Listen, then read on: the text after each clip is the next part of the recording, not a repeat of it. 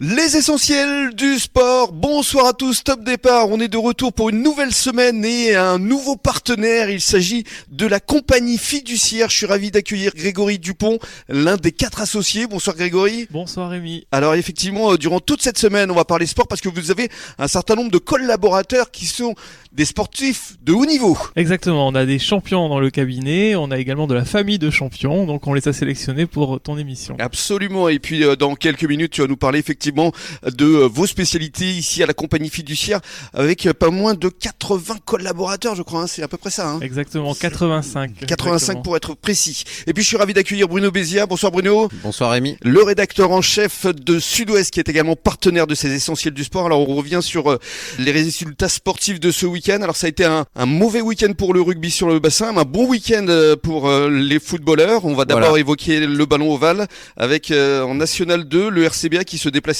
à Limoges. Ouais, c'est parfaitement résumé Rémi, c'est ça. On commence par le rugby, donc plutôt les mauvaises nouvelles. Le RCBA, eh bien, il y avait une belle série de victoires, 4 victoires d'affilée. Il a mis fin à Limoges. Malheureusement, il s'est incliné logiquement, 18-3. Alors bon, c'est pas une contre-performance non plus. Non, parce que Limoges, parce que Limoges était quand même une hein. grosse équipe, que le RCBA avait gagné avant Lannemezan, qui était aussi une grosse équipe, qui sont quand même sortis de la zone rouge, et qu'ils restent en fin de tableau. Mais ça reste une défaite, on va dire, logique. Oui. Mais ce que je ne comprends pas, c'est l'absence de Jean-Baptiste Claverie. Parce que depuis qu'il était revenu, ça a cartonné, souvent grâce à lui d'ailleurs, et là il n'était même pas sur la feuille de match. Bah oui, il faudrait éclaircir ce mystère, effectivement. Il doit y avoir une raison toute simple. Il faudrait mettre la rédaction de Sud-Ouest là. Voilà.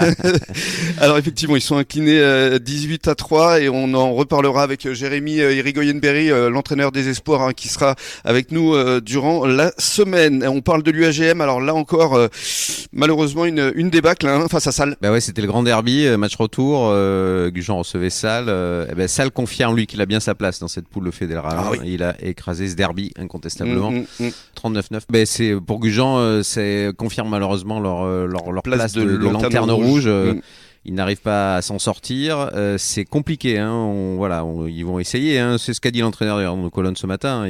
C'est pas fini. Mais ça va être dur pour Gujan quand même. Ça va être très compliqué. Je reviens au RCBA. Il va y avoir un match capital. Ça va être l'accueil de Florac dans 15 jours. Oui, absolument. Florac. Le week-end prochain, c'est repos. Le week-end prochain, il y a repos, mais dans 15 jours, ça reprend. Mais exactement. Maigre consolation quand même pour Gujan. Les espoirs avaient gagné quand même sur le score de 12-9. Alors on passe au football avec là pour le coup le sourire. D'abord de l'US Lège Cap Ferré qui a gagné sur un petit score face à la Lanterne Rouge. C'était un match de rattrapage parce qu'il avait été annulé pour des raisons d'intempéries contre le Stade Montois. C'est ça. Alors c'est pas un exploit, le Stade Montois c'est le Lanterne Rouge de cette poule. Il fallait gagner. Service minimum. Voilà, ils ont fait le service minimum 1-0. Ils n'ont pas brillé comme le dit Sébastien Grégoire qui a suivi le match pour nous.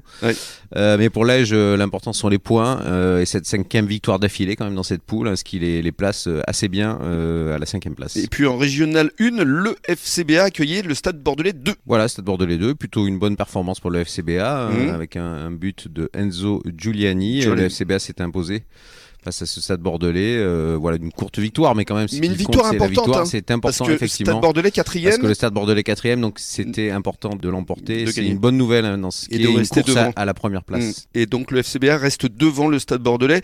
Et puis en hand, alors les filles comme les garçons étaient au repos. Oui. Filles de Mios, ça sera pour le week-end prochain. On en parlera justement avec le président au cours de la semaine, Grégory. Exactement, on les a invités, le président et Amandine qui travaille avec nous à la compagnie fiduciaire. Voilà, on les recevra jeudi prochain. Merci beaucoup Bruno. Et justement, nous on se retrouve jeudi prochain. Absolument. Merci. Et dans quelques minutes, on vous revient avec Grégory Dupont. À tout de suite. Merci Rémi.